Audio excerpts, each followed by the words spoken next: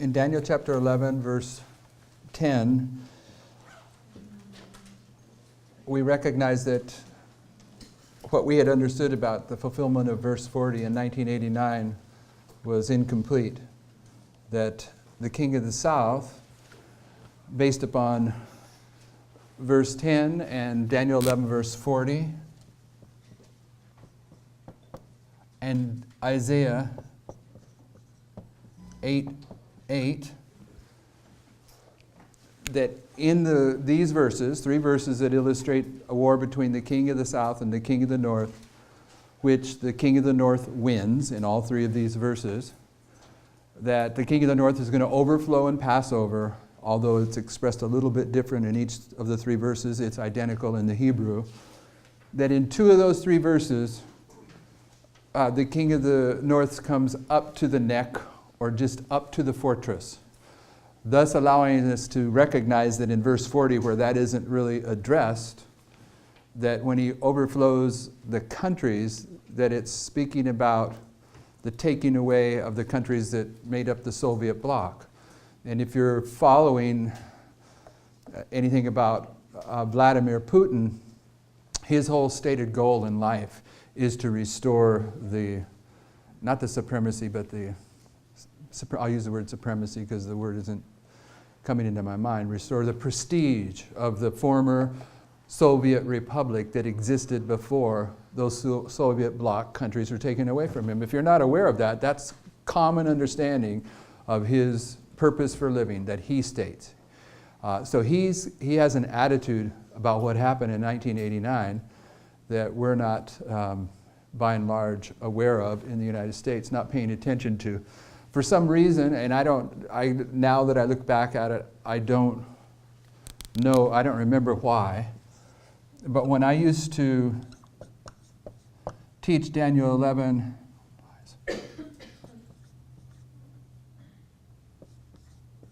40 to 45, there was a book that I used to use. I don't remember why I used it now, but I recently rediscovered it in my bookcase, and all the pages that I used to go to and refer to are still marked. I had these little tabs in them. But it was written by a former KGB official from the Soviet Union, and it was endorsed by a bunch of diplomats from the United States and England, saying that this guy was accurate in what he was saying. And the book is divided up in two parts. First part of the book is arguing that the KGB, of which Putin is a KGB guy, that the KGB officers are trained with the book The Art of War, which is an old Chinese book on warfare. And the basic, there's lots of different, if you've ever read The Art of War, it's a real small book, and it has a handful of chapters, probably 15 chapters. But they all boil down to their technique of warfare is, if you have an enemy that is a strong enemy, then what you do is you get his guard down, you become his friend, you get close to him, so that when he's not expecting it, you can cut his throat. That's the art of war. And the guy that wrote this book, the first half of the book, is explaining that is the philosophy of the KGB. And then the second half of the book was his claim that long before 1989, the Soviet Union, based upon that ideology and that methodology of the art of war, had determined that they wanted to collapse the Soviet Union in order to bring the guard of the Western world down to such an extent that they would be in an advantageous position to strike. Okay, so don't really remember why I used to use that book, but I did use that book. But now it makes a lot of sense because look at what's going on in the world. Now, few of us have any great respect for this publication, all right?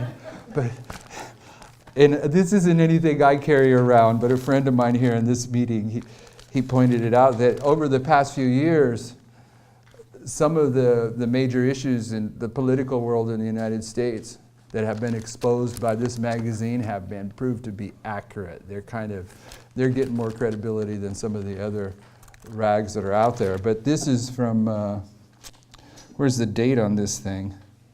I'm not familiar with it. I only see this thing when I'm going through a grocery checkout line. How recent is this? This week's. Okay, this is this week's. World War III is coming, okay? And step by step, how Trump will crush our 8 enemies, and then in here is the breakdown of the mother of all wars, okay? So, disregarding the fact that this is the National Enquirer, that is what is opened up by Daniel 11:10, is that the Third World War is about to take place. And more than that. It gets to the point in the understanding of these verses that you realize that the Third World War is illustrated upon a triple application of prophecy. Okay, that the characteristics of the First World War combined with the characteristic of the Second World War are illustrating the characteristics of the Third World War. And not in a minor inference, but in a very detailed fashion. Okay, you have Jesus illustrates the end from the beginning. Let me give you at least one piece of logic for this. And if you were here earlier, my brother Dave, in the back row, he wanted me to say that this Battle of Raphia, in verse 11 of Daniel 11, where the United States is defeated by the king of the south, by Russia, that perhaps it is a war that takes place outside of the United States and that the United States itself isn't going to get struck. The logic for that is based upon, I suppose, I would be speaking for Brother Dave, why he said this, but a logic for that is that Jesus illustrates the end from the beginning. And at the collapse of the Soviet Union in 1989, you have the conclusion of a 10-year proxy war.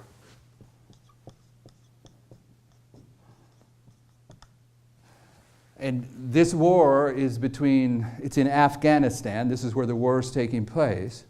And the players are the United States and Russia.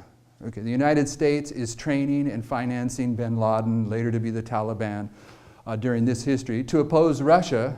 And the place that's taking place is Afghanistan. So this war here is the end time, the beginning of the end time war between the king of the north and the king of the south that's going to reach its conclusion in verse 15 of Daniel 11. The warfare between, let me say it this way.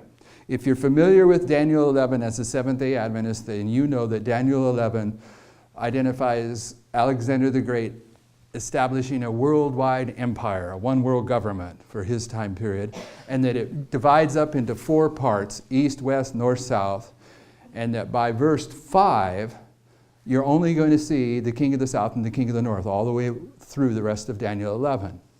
Okay, one world government divides into 4 parts, shrinks down to king of the north, king of the south.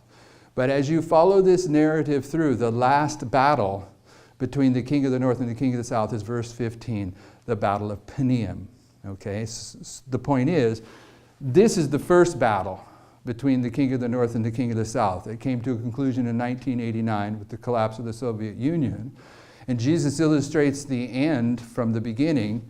So when you get to the last battle between the king of the north and the king of the south, you have justification for suggesting that there may be a proxy war going on here. And in that case, a proxy war is a war that is carried out in a country over here between 2 players that neither one of their countries get dirty. They're carrying out their warfare in another geographical area. Here it was Afghanistan. But everyone knows the Russians were in there battling. They got defeated. And they got defeated by the United States propping up, training and equipping the Taliban during that history, particularly with these missiles that you can knock down helicopters, because that's what the Russians were using. And once they got those, what do they call those? RPGs over there, then the tide turned. Well, of course, there was other things going on in Europe that was contributing to the financial collapse of the Soviet Union. But you can argue that when you get to the end of the King of the South and the King of the North story, that you should expect to see a proxy war being carried out leading up to that.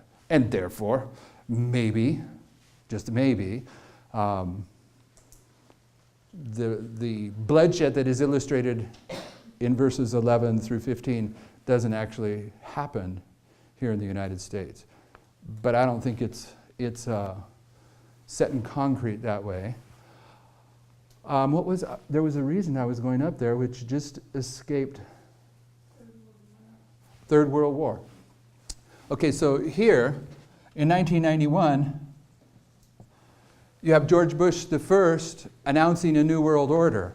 Okay, now, I'm not going to go into this in detail, but this would mean that when this comes to a conclusion, your new world order, if this is part of the characteristics here, the announcement of the new world order, the intent for a new world order by George Bush the Greater at the end of this proxy war, the war between the king of the north and the king of the south in Daniel 11. And if Jesus illustrates the end with the beginning, then when this proxy war, this final battle, this is the first battle between the modern king of the north and the king of the south, the last battle between the king of the north and the king of the south, then you should see some kind of indication of a new world order. And you do. You do. When you get to Paneum, which is where the United States retaliates and defeats the king of the south, Russia, you have prophetic evidence that this is the beginning of the seventh kingdom of Bible prophecy, which is the United Nations. It's the 10 kings at this very point in time. So the beginning is illustrating this. And if you go to World War I, which ends in 1918, in 1919, which is already a prophetic waymark. 1919 is a prophetic waymark. This is the beginning of the third generation of Adventism. This is the history of the books of the New Order that Sister White spoke about. And 1919 is marked by the first book of a New Order, the book that was written by W.W. Prescott called The Doctrine of Christ. And this is where W.W. Prescott takes the entire prophetic message that's on that chart out of the Advent message. And if you go into the history of the 1919 Bible Conference, how many have heard of the 1919 Bible Conference? Okay, you've heard of it. How many of you have studied it? Okay, W.W. Prescott there is doing a presentation on his understanding of the Bible. That's the 1919 Bible Conference.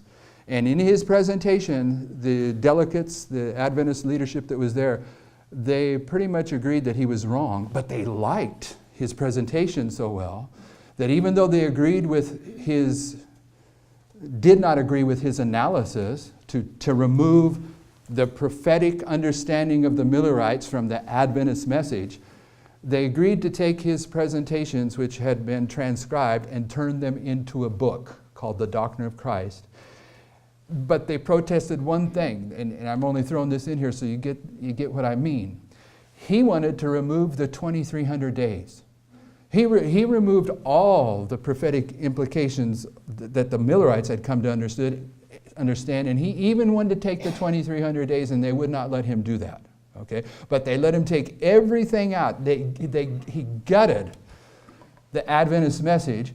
They took his presentations, they turned them into a book titled The Doctrine of Christ, printed the book, and then sent him around to the various divisions on planet Earth in order to promote his new book. And in 1919, you have your first book of a new order, and this generation ends in 1957 with the book of the new order that's called the Doctrine. It's called the Questions on Doctrine, because now they went into darkness after the third generation. So 1919, it's already a waymark.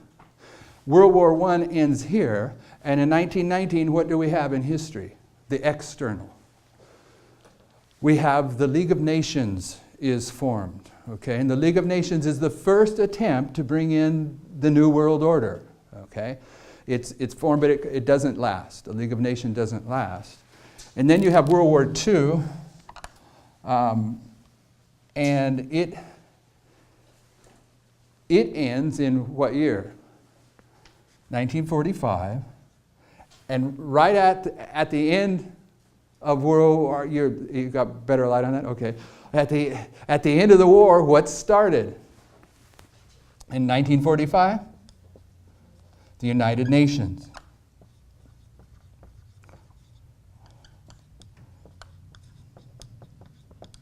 Okay, this is World War I. This is World War II. This here is the beginning of the final battle between the king of the north and the king of the south, and it begins with a proxy war. And at the conclusion of the proxy war, you have the President of the United States announcing a new world order, but the beginning is going to illustrate the end. And when you show that Paneum is this waymark, you can also show that this is where the seventh kingdom of Bible prophecy begins, because this is the midnight cry. And from the midnight cry to the Sunday law, you have the rising up of the seventh kingdom of Bible prophecy, which is the 10 kings of Revelation 17, and the going down of the sixth kingdom of Bible prophecy, which is the United States. So you're seeing at the end of this war, the arrival of the New World Order. But at the end of the Second World War, you had the beginnings of the New World Order. And at the end of the First World War, you have the first attempt to bring in the New World Order. Okay, so I'm just dealing with my brother's claim that maybe this war that we're going to look at here doesn't actually get so bad in the United States. I mean, none of us in this room were affected by the war in Afghanistan in this history, right? Some of us weren't born, but those of us, it wasn't a big deal. The Russians were over there fighting with the Taliban, and we were over here doing our own thing. So, in this history that we're going to look at now, verse 10 onward in Daniel 11, the waymarks that are in Daniel 11 were fulfilled when the pioneers go in and apply them to their historical fulfillment. They were fulfilled in a time period that is called the Syrian Wars. There were 6 Syrian wars. So these waymarks that we're going to look at, that the pioneers have understood as past history in Daniel 11, they were fulfillments of these 6 Syrian wars that took place in this ancient history. And I only say that because we have a proxy war going on in Syria right now as we speak. Okay, so I just put that in the mix. And I'm not endorsing National Enquirer, but I'm just letting you know the whole world is seeing what's about to take place. And that's what the inspiration says. The world is looking around and seeing that something's going on, and they're not understanding what it is that's going on. And you and I have been given the responsibility and privilege to understand what's going on, because we're going to have to identify these things for mankind as it escalates into the crisis that's about to take place. So, what I want to point you back to is that in the beginning of this message in 1989, the first thing that was put in place is the reform lines, and thereafter the understanding of Daniel 11, verse 40. Does everyone have a fair understanding of Daniel 11, verse 40? Is there anyone that is unfamiliar with that, other than some of the youth in the central? I won't hold them accountable. And so I don't need to go over the last 6 verses of Daniel 11. A short summary. For you, or just because you think it's necessary? Okay, for you. Short summary of Daniel 11, 40 to 45. So we have that in our memory banks before we go into verses 1 through 39. Daniel 11, verse 40 says, and at the time of the end, that's 1798. Okay, most of us as Seventh-day Adventists know that in Daniel 12:1 it says, and at that time Michael shall stand up. We understand that when Michael stands up, human probation closes. Ellen White says so plainly and directly. Amen.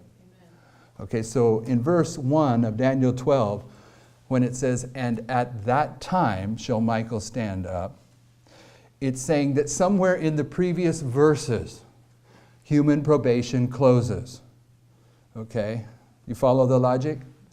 So when in Great Controversy 356, Sister White says the time of the end is 1798, then we know the history of Daniel 11, verse 40 to verse 45 is the history of 1798 till the close of human probation. Okay, that's the first point of reference. That's that history that's being illustrated in these verses. You see that? Okay, so in 1798, the king of the south is going to push against the king of the north. And we're arguing that the king of the south is the king of atheism. Okay, it's the king of Egypt. The word Negev in the Bible can be, and I'm probably pronouncing that not correct. I don't know how to read Hebrew, but Negev is translated as south or Egypt. They're interchangeable. Okay, so the king of the south is king of Egypt. And in books of Daniel and Revelation go together. In Revelation 11, verse 8, there is a power that has two nations, Egypt and Sodom. And Sister White defines that power that comes out of the bottomless pit in Revelation 11, verse 8, as atheistic France. And she identifies that the characteristic of Egypt in that power is the atheism that's represented by Pharaoh. Okay, and the Sodom represents the licentiousness of France. So I'm arguing that the king of the south is the king of atheism. And in 1789, in France, they introduce what's the name of it? It's their constitution is introduced at the same year that our constitution here in the United States is ratified, 1789.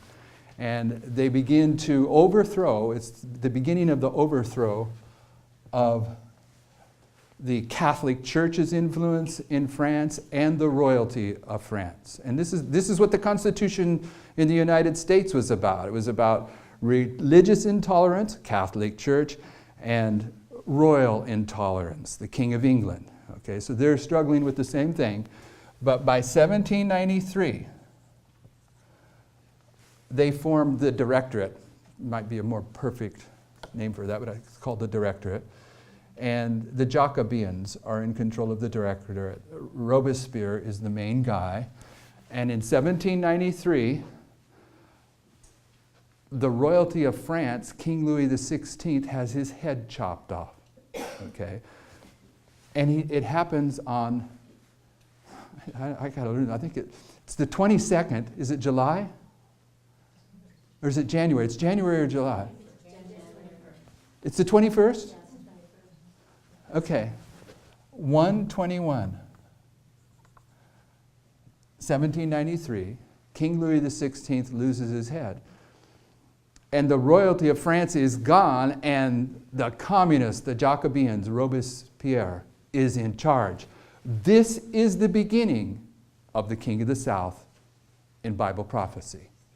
Okay, this is where atheism takes control of France. Okay, but this is a fulfillment of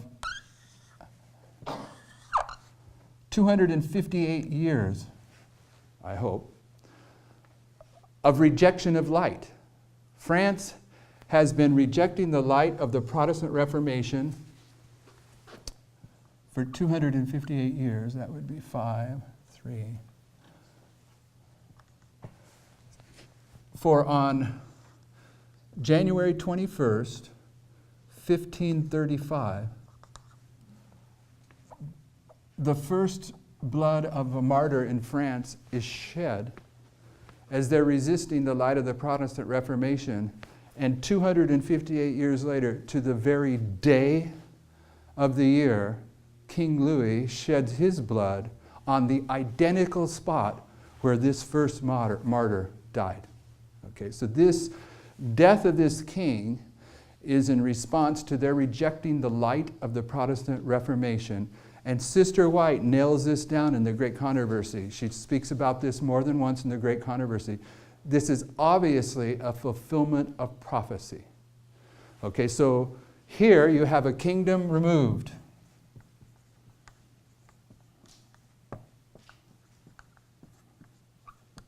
You have a new dragon power. Because this is the arrival of Egypt. It's the arrival of atheistic France. Okay, the Jacobeans are in power.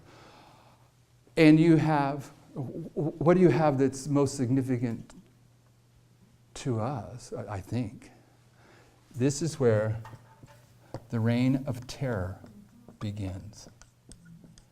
Okay, so what this is the beginning of the king of the south. And what we're saying is, at the midnight cry, at the Battle of Pippenger in verse 15, we're heading that direction, you will have the end of the king of the south. That the United States is going to defeat the king of the south at the Battle of Pippenger in verse 15 of Daniel 11. And at that point, you have to have a kingdom removed. That kingdom will be Russia. Russia gets trounced at this point. You'll have a new dragon power, because at the midnight cry, this is the arrival of the final dragon power of the United Nations. And at the midnight cry, this is where in the United States you're going to see a civil war. You're going to see this country put into martial law and a dictatorship. Sister White says so. This is where slavery returns. Sister White says so. From the midnight cry to the Sunday law, the reign of terror that took place in France is repeated. Okay?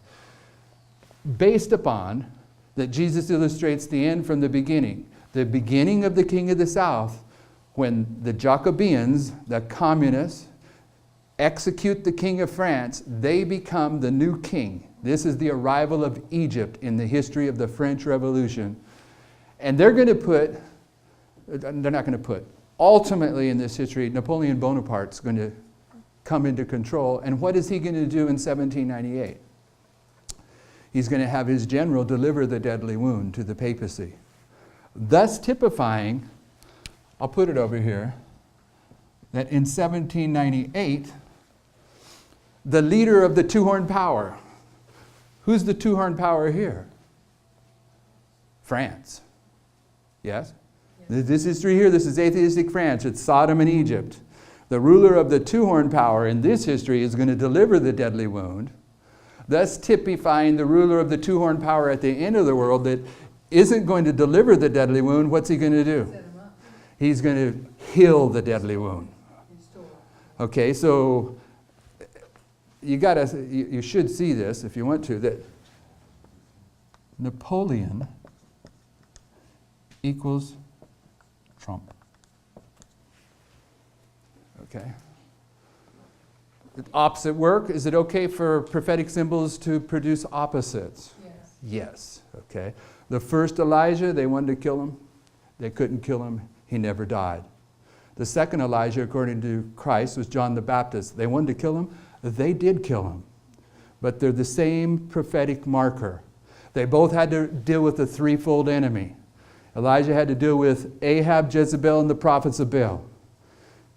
John the Baptist had to deal with Herod, Herodias, and Salome did the dance of deception that was typified by the dance of deception of the prophets of Baal at Carmel.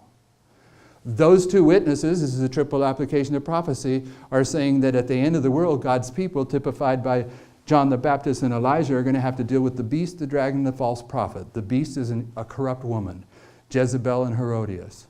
The dragon is the civil power, Herod and Ahab. And the United States is the prophets of Baal that do the dance of deception that Salome did as it deceives the whole world. And some of us that are faithful are going to die, just like John the Baptist. And some of us are going to live till the second coming of Christ, just like Elijah. Triple application of prophecy. But my point here is that Elijah didn't die, but he is typifying John the Baptist who did die. So for me to say that Napoleon in this history is the head of the two-horned power that delivered the deadly wound at the beginning of this story, that at the end of this story, Napoleon is typifying the head of the two-horned power that is going to restore, heal the deadly wound of the papacy. We already know this as Seventh-day Adventists that the United States is going to force the world to accept the mark of the beast. This is the power that's going to heal the deadly wound. But we don't typically say that Napoleon typifies Donald Trump, okay? But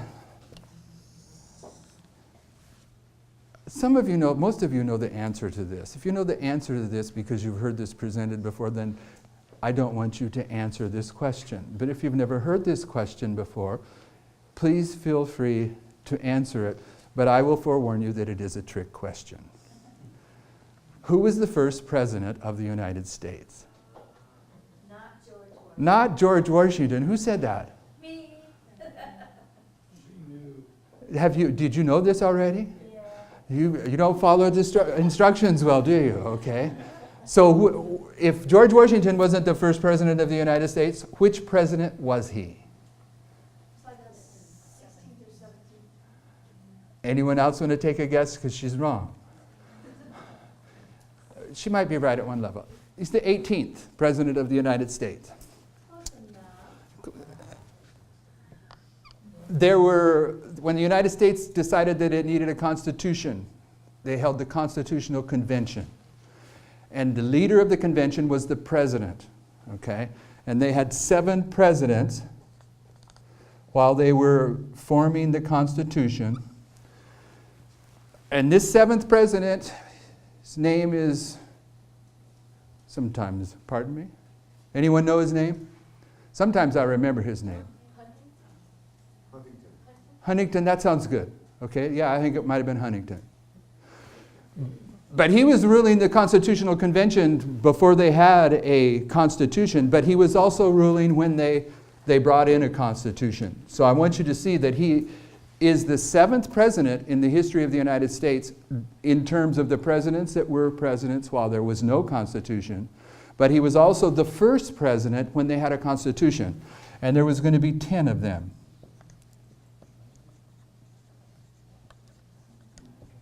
And the first constitution was called the Articles of Confederation. Articles of Confederation. And then there was 10 presidents that were functioning during this history when the Articles of Confederation are operating. And it leads you to 1789 when the Constitution is ratified. Constitution. And George Washington becomes the first president of the United States with the Constitution. Most of us, I think most of us, were unaware that at one level he was the 18th president of the United States. And now I'll forewarn you that if you go on the internet and Google this, you're going to wonder if I was telling you the truth. I am telling you the truth, but what you have to watch for is this. There was a guy that was John Hancock, the one with the fancy signature on the Constitution. He was a president in this history and a president in this history. Okay, and then there was a guy that was a president twice in this history, I believe.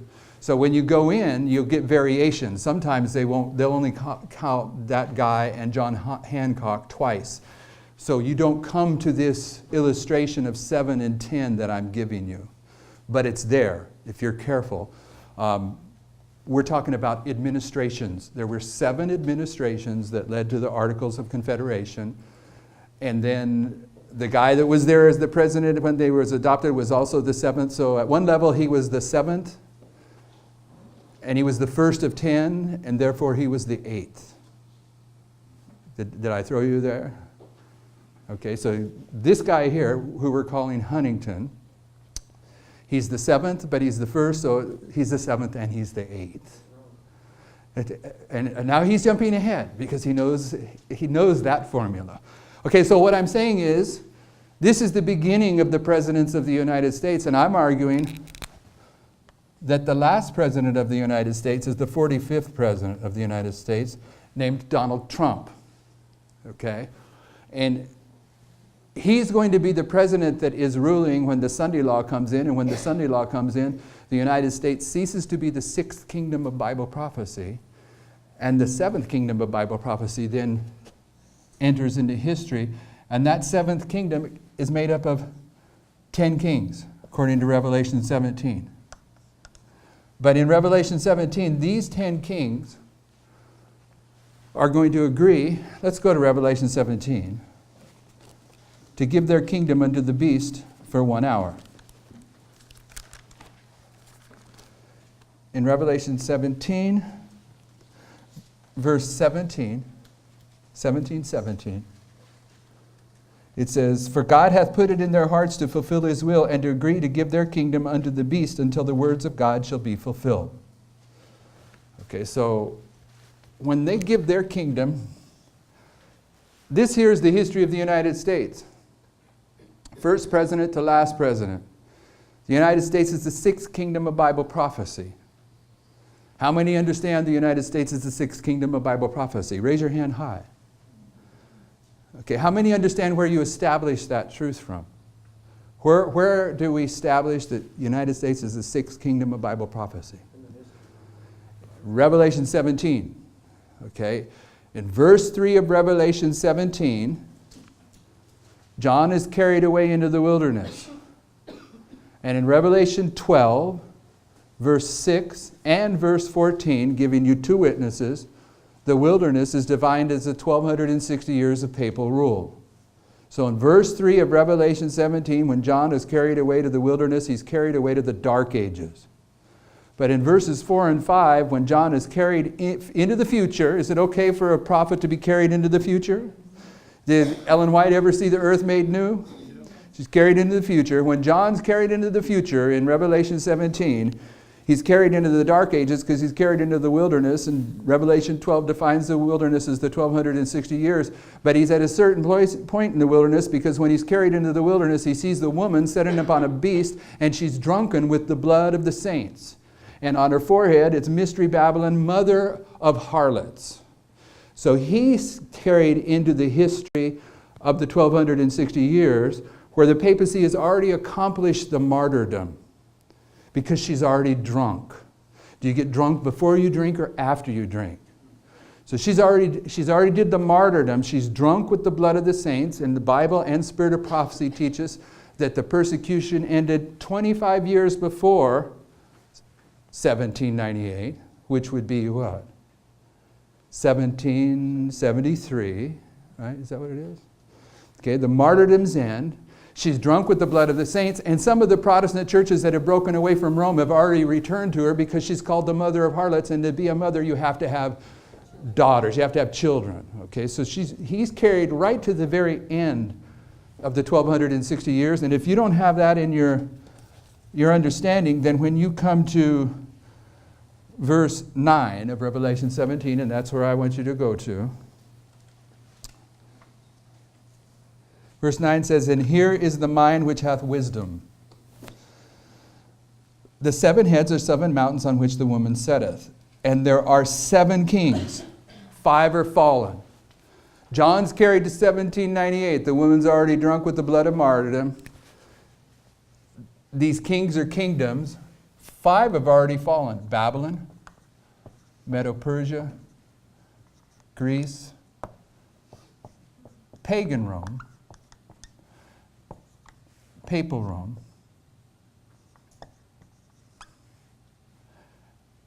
One is. This is 1798. What kingdom in Bible prophecy is in 1798? It's the United States of America. It is the 6th kingdom of Bible prophecy. Okay, one is yet to come. And when it comes, it shall continue a short space. Verse 11, "And the beast that was and is not, even he is the 8th, and is of the 7, and goeth into perdition." Who's the beast that was and is not?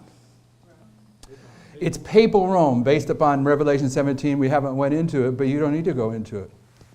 All you have to do is know that in history and in prophecy, Rome always comes up 8th and is of the 7.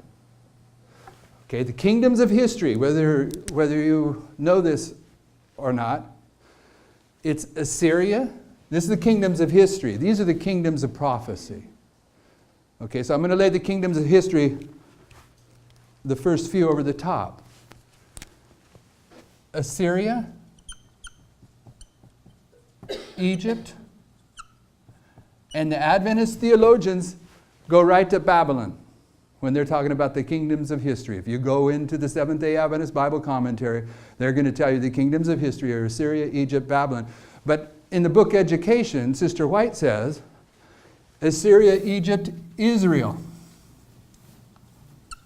I'll stand with Sister White over the theologians any day of the week. Those are the kingdoms of history, and then they follow the kingdoms of Bible prophecy all the way through. So at the kingdoms of history level, you have 1, 2, 3, 4, 5, 6, 7 takes you to pagan Rome. 8 takes you to papal Rome, because Rome always comes up 8 and is of the 7. That's in history. But in Daniel chapter 7, you have pagan Rome disintegrating into 10 kingdoms. You all know this, right? But the papacy is going to come into Daniel 7.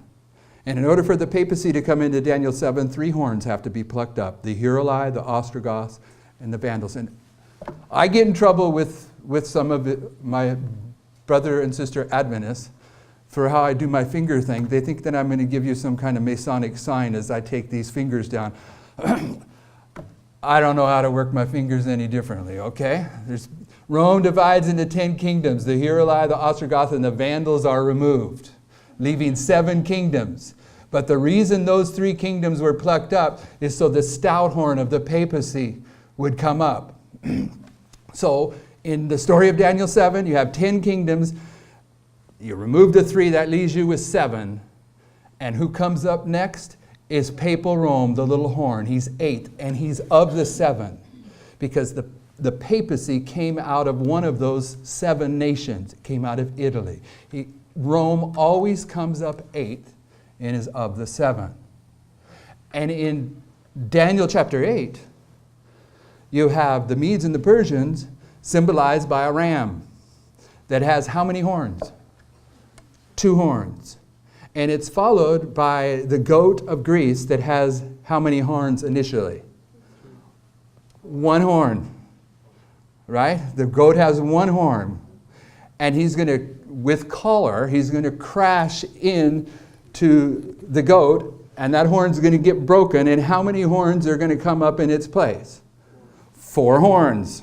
So in Daniel 8, you have 7 horns. It takes you to verse 9 of Daniel 8. And in verse 9, you have a little horn that comes up. Okay, and that little horn is both pagan and papal Rome. But in Daniel 8, Rome comes up 8 and is of the 7. In Daniel 7, Rome comes up 8 and is of the 7. In history, Rome comes up 8 and is of the 7. In Revelation 17, 5 have fallen: Babylon, Medo-Persia, Greece, pagan Rome, papal Rome. 1 is the United States, which is the false prophet of Bible prophecy. The 10 kings,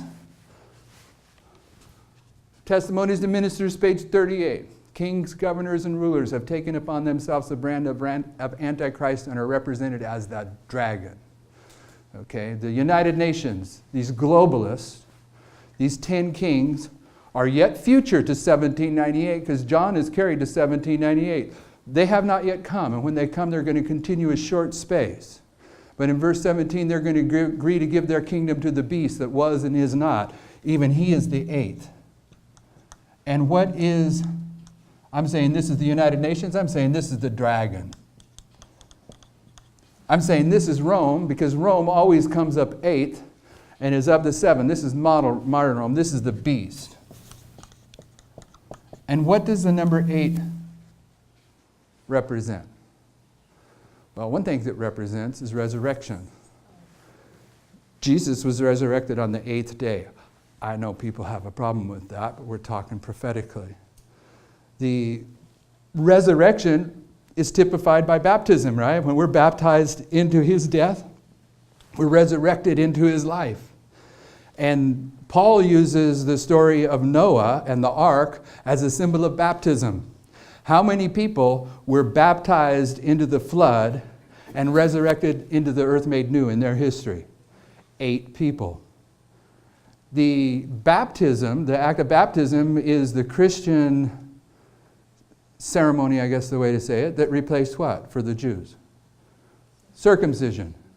So circumcision's got to represent resurrection too. And how many days into a young boy's life was it that he was circumcised? 8. The 8th kingdom it's of the seven, and of these seven kingdoms, which of them received a deadly wound? Because this is the one that's got to get resurrected. This one received the deadly wound. Here's his resurrection.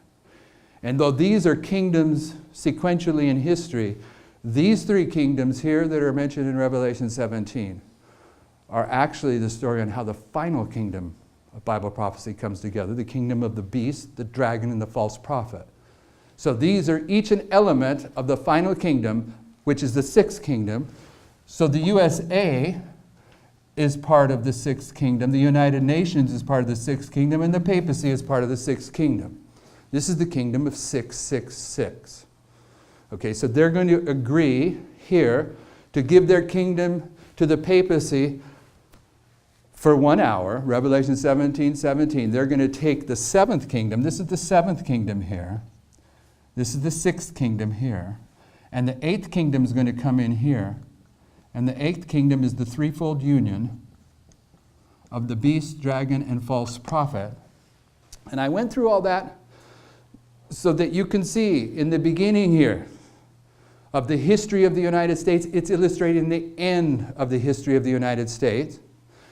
That in the first 7 presidents, this 7th president is also the 8th president at one level. Because the 8th is of the 7. But in this chiastic structure, down here, if you take these 3 entities, the beast, the dragon, and the false prophet, from these 10, what's 3 from 10? 7. Okay, now this 7 here, I hope I'm not giving you too much information, but these 10 kings agree to give them their kingdom unto the beast for how long? 1 hour. And the 1 hour of prophecy is the Sunday law crisis, from the Sunday law until Michael stands up, until human probation, till the universal Sunday law, till Michael stands up and probation closes. This hour is a subject of prophecy, okay? You take your concordance like William Miller did and you look up the word hour.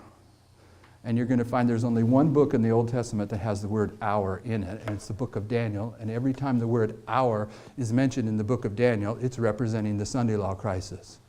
And in the New Testament, if you look up the word hour, you're going to find that it corresponds to the Sunday law crisis. Like, you know the one where it says, you're going to be brought before kings, governors, and rulers, but in that hour, don't worry about what you're going to say because the Lord's going to give it to you. This is this hour. This is the Sunday law crisis. And what is the issue in the Sunday law crisis? This is the close of human probation down here. What is the issue in the Sunday law crisis? It's Sabbath and Sunday. So this 7 is marking the Sunday law crisis that begins at the threefold union when the 10 transitions and the 7 transitions to the 8th. Therefore, if you follow a prophetic chiastic structure, at the beginning of the United States, you have 7 presidents followed by 10 presidents that takes you to the first president. Therefore, at the end, you're going to have the last president followed by 10 kings that takes you to this Sunday law crisis that's represented by 7. But right here at this point, this has been typified by this point. You follow me? And in here, you have the riddle. This first of the 10 is the 8th that is of the 7. Okay, so what I want you to see is that Trump is typified by Washington. Because this is the first and this is the last. Who was the richest president in American history? George Washington, until Trump. How did George Washington make his wealth? Real estate. How did Trump make his wealth? Real estate. What president in the United States took the most time to have his cabinet confirmed? Washington, until Trump. Why did Washington's cabinet take so long to get confirmed? They're introducing a new government. They were just working out the kinks of how to do it. Why is it that Trump is having so much trouble? It's a different story, but it's still there. Okay, it's still there. Okay, so I'm going to take this off.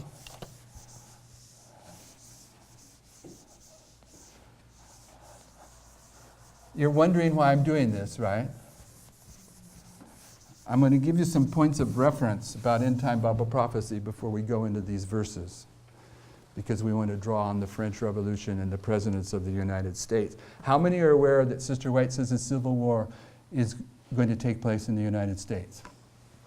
If you haven't ever read it, type in Civil War into the CD-ROM and India and Russia, and it'll pop it up, okay? And if you're careful and you follow that theme through, where you type in Russia and India and Civil War, you're going to see that she's putting it in the context of economics. But there are other places where she puts it in connection with race, okay? It's going to be a race war and an economic war. How many of you have read, and you should have read this, that Sister White says active despotism is going to be returned to this country? Yes? No? Despotism, what is the definition of despotism? Dictatorship, martial law. Okay, this country is heading to a civil war, martial law, a dictatorship, and slavery is going to return. How many are aware that Sister White says slavery is going to return? Okay, so Trump here, although if you're into politics, you might argue that Trump isn't really a Republican, but he is a Republican, okay? He's a Republican, even though some of the Republicans would argue that he's not, okay? But who was the first Republican president? Lincoln. How do you spell Lincoln? Lincoln? All right. Lincoln, in 1863, which is a prophetic waymark. How many of you understand that 1863 is a prophetic waymark? Okay, several prophetic applications were fulfilled in 1863. What did Abraham Lincoln do in 1863? He pronounced the Emancipation Proclamation. He freed the slaves, thus typifying when slavery will return at the end in the history of this president. First Republican president, last Republican president. Did Abraham Lincoln suspend habeas corpus and institute martial law during the Civil War? The answer is yes, he did. Whether you know that or not, that's going to happen in this president's time period. What about, how did he come to his end? Who did it? Catholics more accurate than John Wilkes Booth, even though it was John Wilkes Booth, it was the Jesuits that did it, okay? Who's going to conquer the United States? The Catholics. Okay, so because he's the first Republican, last Republican, because the Civil War, slavery are both elements of these two presidents, Lincoln is illustrating Trump. If you followed the logic, and it hasn't been proved to you, but if you followed the logic, who was the president during World War I? Wilson. Okay. If Trump is the president during the Third World War, then Trump has been typified by Franklin Roosevelt and Woodrow Wilson. He's been typified by Abraham Lincoln. He's been typified by George Washington and Napoleon Bonaparte. Okay, so those lines of prophecy are worth getting into in depth, but I want you to remember now as we move on, 1793 is the beginning of the King of the South. Daniel 11 verse 40, at the time of the end, in 1798, the King of the South is going to push against the King of the North. Napoleon is going to deliver the deadly wound against the papacy. Verse 40 continues on and says that there comes a point in time where the King of the North is going to retaliate against the King of the South.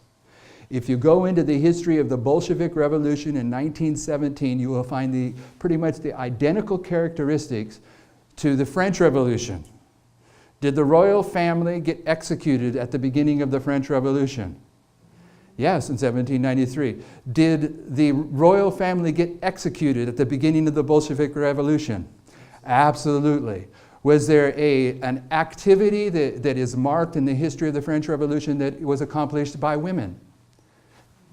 Absolutely. The bread revolt, when the women of Paris marched to Versailles to confront King Louis about the poverty and his elitism, okay? And this, from that point on, he knew he was in trouble and he tried to escape. And when they caught him trying to escape, then they brought him to Paris and he never left Paris again. It was the bread revolt involving the women that got him isolated in Paris where he couldn't get away. And in the Bolshevik Revolution, there was an attack made upon the armory. That was a significant event in the Bolshevik Revolution. And the only way the armory got defended and protected, which was part of that history, was that there was a garrison of women soldiers there that defended that attack. So you have women in both histories. You have the revolution itself in both history. You have the institution of communism in both histories. You have, there was one other thing, the royal family getting executed in both histories. Was there a bloodbath that followed the Bolshevik Revolution? Yeah, we sometimes miss that more people were murdered by Lenin and Stalin than Hitler came close to. Okay, it was a bloodbath. So 1793, the beginning of the King of the South, is typifying the end of the King of the South, which we're going to deal with in Paneum. And these characteristics need to be factored in. We need to know who Trump is. He's the 45th president, the last president of the United States. And in 1989, through an alliance between the United States and the Vatican, the King of the South here was swept away, and we understood that that included Russia. But here recently, based upon verse 10 of Daniel 11, we've come to understand that Russia was still standing. In verse 41, the king of the north, who's on his march in Daniel 11, 40 to 41, he now enters in the glorious land. This was always the big argument. Is the glorious land the Seventh-day Adventist Church, or is it the United States of America? United States. United States. The word glorious means in sense of prominence. The people will argue this, that in verse 45 you have the glorious holy mountain, and you can show in scriptures that the glorious holy mountain is God's church. But the glorious holy mountain in verse 45 is different than a glorious land. Is a land different than a mountain? Is Daniel careless when he's writing, or does he say land on purpose and mountain on purpose in verse 41 and verse 45 respectively? So what is the most prominent land in the world at the end of the world? It's the United States. It is the glorious land. In verse 41, the king of the north is going to enter into the glorious land, and many shall be overthrown. Who's overthrown at the Sunday law in the United States? Seventh-day Adventist Church. Because Sister White's clear. You don't receive the mark of the beast until you've been presented with the light on Sabbath and Sunday. When the Sunday law arrives, this is when the 11th hour workers are going to be held accountable from that point on for the light of Sabbath and Sunday. But they're not held accountable before the Sunday law crisis. Who's held accountable? You and I. When we come to that crisis, if we haven't prepared a character for the seal of God, we're going to be overthrown. But these shall escape out of his hand, even Edom, Moab, and the chief of the children of Ammon.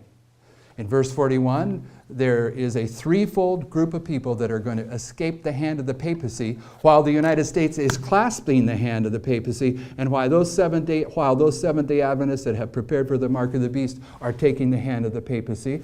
There are three entities that escape the hand of the papacy in Daniel 11, verse 41. And this word escape in verse 41 is a different Hebrew word that you find in verse 42. In verse 42, you'll find the word escape. There are two different Hebrew words.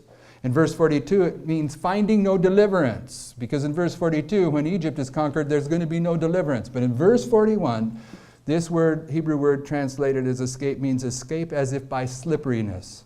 It is as when you reach into a bathtub to pick up that bar of soap, you grasp it, but it slips out of your hand. And the most essential part of that Hebrew definition is the fact that what escapes from your hand has been in your hand. So these people in verse 41 that are escaping the hand of the papacy at the very time that the United States is taking the hand of the papacy are people that have been in the control or in the hand of the papacy up to the Sunday law in the United States. And the message at the Sunday law in the United States is come out of Babylon. And Babylon at the end of the world is three parts: the beast, the dragon, and the false prophet. Daniel expresses the threefold nature of modern Babylon as Edom, Moab, and the chief of the children of Ammon, and they begin to escape the hand of the papacy in verse 41. The first obstacle for the papacy to conquer is the king of the south, 1989. The second obstacle for the papacy to conquer is the United States, yet future. The third is Egypt. Verse 42, he shall stretch forth his hand upon the countries. Egypt in this verse 42 and 43 represents the world. This is the third obstacle for the papacy. This is where the whole world is taken under his control. Then in verse 42, tidings out of the east and the north are going to trouble the papacy. The tidings out of the east and the north is the tidings of the message that's represented by east and the message that's represented by north. And the message in the scriptures that's represented by north is the story of the king of the north in Daniel 11 and his work in attempting to counterfeit the true king of the north. Who's the true king of the north? Christ is the true king of the north. Okay, he's in Lucifer in Isaiah 14. Is it Isaiah 14? Or is it Ezekiel? He wants to set himself upon the throne and upon the sides of the north. And the sides of the north in Psalm 48 is Zion. It's Jerusalem. God's religious throne is the sides of the north. The true king of the north is Christ. The papacy is attempting to counterfeit Christ. The message about the king of the north in Daniel 11 is exposing who and what the papacy is doing at the end of the world. Tidings out of the east and out of the north are going to trouble the papacy. Therefore he shall go forth with great fury to destroy and utterly make away many. This is the martyrdom that takes place. Maranatha, page 199, Sister White says there will be many martyrs. And the message of the East is the message of Islam. Islam are the children of the East. And Islam is the active ingredient that's going to bring every man's hand together against Islam at the end of the world, providing the logic for the one world government. We've been seeing this activity for many, many years now. The fact that there is a people that understand the role of Islam in Bible prophecy and the purposes and goals of the papacy, those people understand the message of the East and the North. And that message, the tidings out of the East and the North, is going to trouble the papacy in verse 44. And he's therefore going to begin a persecution against them that is the bloodbath, the second execution of papal martyrs. The first took place during the 1260 years. This is the second. If you're familiar with the fifth seal, there are two groups of papal martyrs. Verse 44 is talking about that second group of papal martyrs. And verse 45 says, and he shall plant the tabernacles of his palace. And the word tabernacles is referencing a church, the tabernacle in the wilderness, a palace, state.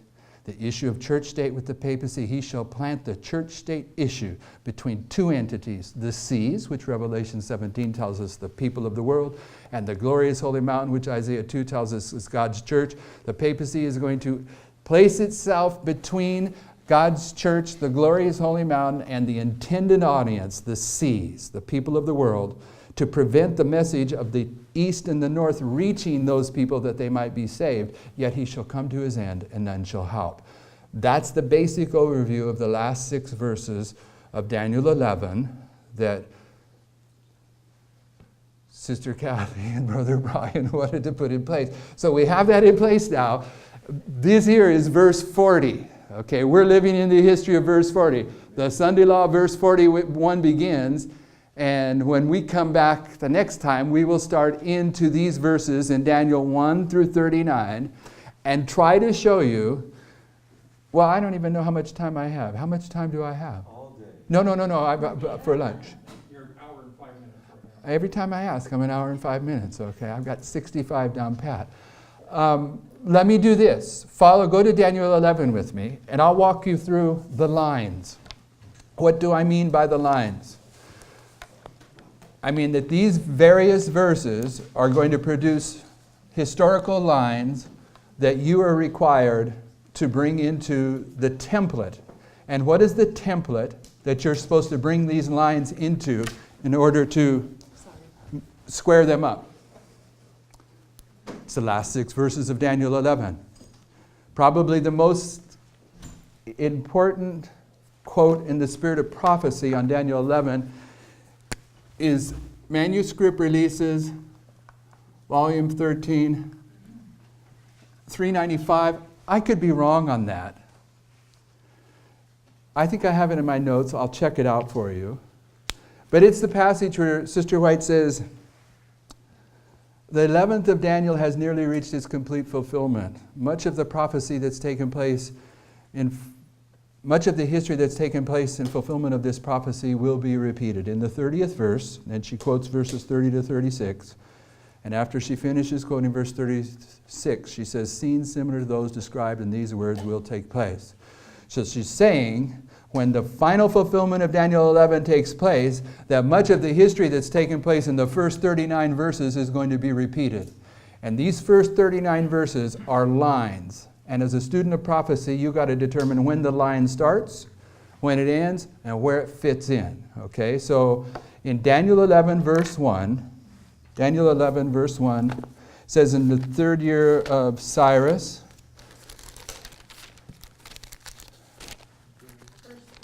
that's 10. 10, I'm sorry. It's 394. Missed it by a day. By a day. By a number. A page. Okay, verse 1 of Daniel 11. It isn't the 3rd year of Cyrus, is it? First year of Darius. Okay, but it's in the 3rd year of Cyrus, isn't it? Okay, just so we're clear. I blew that, but I didn't blow it. Where does this vision begin? What vision is this? This is Daniel's last vision. What is Daniel's last vision? It's chapters 10, 11, and 12. It's one vision. No chapter divisions for Daniel. King James translators made those chapter divisions. And this vision begins in Daniel 10:1. Go to Daniel 10:1. It says, in the 3rd year of Cyrus, king of Persia. Okay, so Daniel is receiving this vision in the 3rd year of Cyrus, king of Persia. You follow that?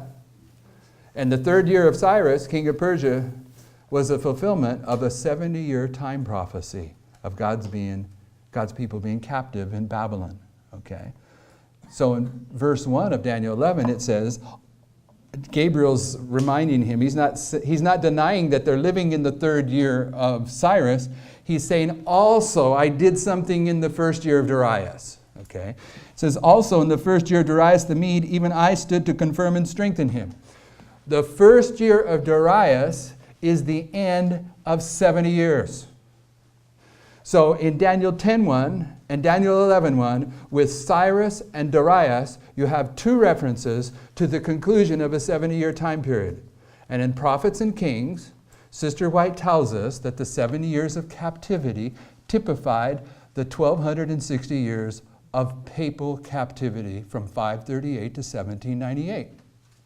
The 70 years typifies the 1260 years, according to the Spirit of Prophecy.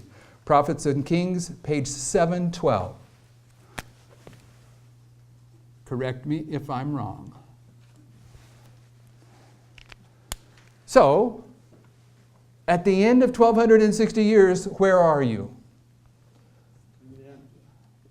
You went right to the jugular vein. I was hoping you were going to say 1798, and what's 1798? It's the time of the end. The end of the 1260 years is the time of the end. And if the 70 years typifies the 1260 years, what is the end of the 70 years, which is the 3rd year of Cyrus and the 1st year of Darius? It's the time of the end. Okay? So all the prophets are speaking about the end of the world. Every 2-horned power in the Scriptures is typifying the last 2-horned power in the Scriptures. Who's the last 2-horned power in the Scriptures that has the horns of republicanism and Protestantism? It's the United States. Okay, so verse 2 of Daniel 11 is going to be talking about the Medes and the Persians, a 2-horned power. It says, and now I will show you the truth There shall yet stand up 3 kings in Persia, and the fourth shall be far richer than they all. And by his strength and through his riches he shall stir up all against the realm of Grecia. So Daniel gives us a second witness in verse 1 of Daniel 11 that you're at the time of the end. His first witness is Daniel 10:1. I got the vision in the 3rd year of Cyrus, which is the end of 70 years. And then when he's beginning to open up Daniel 11 to Daniel, Gabriel says, also in the 1st year of Darius, giving a second witness to the end of 70 years, putting a second witness to the time of the end, and the time of the end at the end of the world is 1989. Okay, so who's the king in 1989 in Daniel 11? No. It's Cyrus, all right? It's Cyrus, right? Okay, and so in the time of Cyrus, verse 2 says, there shall yet 3 kings stand up after Cyrus, and the fourth shall be far richer than they all are. Now, in Daniel 10, the 3rd year of Cyrus, who's he typifying? Who said Reagan and Bush? That was Sister Peggy, okay. So in 1989, do we have 2 kings? Do we have 2 presidents? Yes. You need to understand that. First time you think about it, you think, well, do we really? In 1989, was there 2 presidents? And yes, there was. Okay, because Reagan reigns until the 19th of January, and George Bush the Greater signs in on the 20th of January 1989. So he's Cyrus. Okay, yet 3 kings are going to stand up after Cyrus, after George Bush the Greater. Clinton, Bush the Lesser, Obama, and the fourth shall be far richer than they all are. And he's going to stir up the realm of Gracia, whoever that guy is. Whoever the 4th president after George Bush the first is, he's going to stir up everyone against Greece. Okay, that's a line that needs to be dealt with. Verse 1 is identifying the time of the end. Verse 2 is the line that shows you the presidents of the United States. Verse 3 and 4, because of time, is talking about the 7th kingdom of Bible prophecy. A mighty king is going to stand up. This is the United Nations. This is the 7th kingdom of Bible prophecy. Okay, verse 5 through 9 then begins to, verse 5 is identifying I won't do it. I'll do it next time. It's identifying how the 4-fold kingdom of Alexander the Great, from north, south, east, west, turns historically into 2 kingdoms, north and south. But it does so by a general of the king of the south. The king of the south is Ptolemy, and he has a general, Antiochus. And Antiochus is going to break away from Ptolemy, the king of Egypt, the king of the south, and he's going to go conquer the east. Then he's going to go across and conquer the west, Antiochus. Then he's going to conquer the 3rd obstacle, the north. And in so doing, he becomes the king of the north. He becomes the king of the north that has conquered 3 obstacles. And the king of the north in the scriptures that conquers 3 obstacles to take his position is the papacy that has 3 horns removed. And verse 4, is it? Verse 5 is identifying 538, when the 3rd horn is plucked up. So it's typifying the role of the papacy. In verses 6 through 9, then is going to describe the history of 538 to 1798, when the deadly wound is delivered by atheistic France against the papacy. Verse 10 is going to identify when the king of the north retaliates. This is Daniel 11, verse 40, when the military arm of the papacy, the chariot, ships, and horsemen, military and economic strength, the United States, sweeps away the Soviet Union, but now we know leaves Russia standing in verse 10. And verse 11 and 12 is going to describe the Battle of Raphia. And in the Battle of Raphia, which is a line unto itself, the king of the south unexpectedly defeats the king of the north, turning the whole world upside down. No one thought that the king of the south was going to have the ability to defeat the king of the north, typifying that no one expects in reality that Russia has the ways and means to defeat the United States, but it's going to. Then in verses 13 through 15, you have another line where Trump, the United States, is building up a military retaliation. And in verse 15, you have, as the pioneers understand it, the Battle of Panium, where the king of the south is removed from the narrative of Daniel 11, and the United States defeats Russia once and for all. But you also have here the beginning of the transition to the seventh kingdom of Bible prophecy, the United Nations. And in verse 16, you have the Sunday law in the United States. We will show you that. That's verse 16 is typifying verse 41 of Daniel 11. And then verse 16 through 22 is giving you a second witness within Daniel 11 of the last four presidents of the United States. Pompey is typifying Clinton. Julius Caesar is typifying Bush II. Augustus Caesar is typifying Obama, of course, because Augustus Caesar is the raiser of taxes that brings Joseph and Mary to Bethlehem. And I think we all understand that Obama, among other things, is a classic raiser of taxes. And then Tiberius, the vile man of Bible prophecy, the man that only drank one time, and the historians say, when he first took his first drink, he continued to drink till the day he died, so he only drank one time. He's typifying the 45th president of the United States that has never drank in his life, but who is a vile person. And Tiberius, that fourth Roman ruler, historically was a vile person, period. But it is interesting to note that the Hebrew that is translated as vile in that verse actually means despised. So you do not have to identify Trump as a vile person, because technically the word is despised. And to me, I think there's more evidence that he's a despised person than that he's a vile person at this point. But brothers and sisters, he's going to be a very vile person in the very near future, because he's going to implement martial law, and he's going to be the one that forces the world to accept the mark of the beast through the power and authority of the United States. So don't fool yourselves if you have those tendencies to lean towards the Republican approach to things, because this is the end of the world, and Christ is ending his judgment of mankind, and all we can look forward to now is such a crisis that in one place Sister White says no human pen can describe the magnitude of the ordeal that we're about to enter into. Those political leaders that are closing their probation on the wrong side of the issue, they're not going to do any of us any favors. Then in verse 23, you have the league with the Jews. And the league with the Jews, Uriah Smith will tell you that in the sequence of these verses, it drops back. Tiberius Caesar, the fourth Roman ruler, in verse 22, takes you to the time of the cross. This is what allows you to mark Tiberius as typifying Trump, because the cross typifies the Sunday law. Okay, but verse 23, it takes you back to 200 BC, which is almost 250 years before the cross. And Uriah Smith tells us the League of the Jews here in verse 23 goes back into history.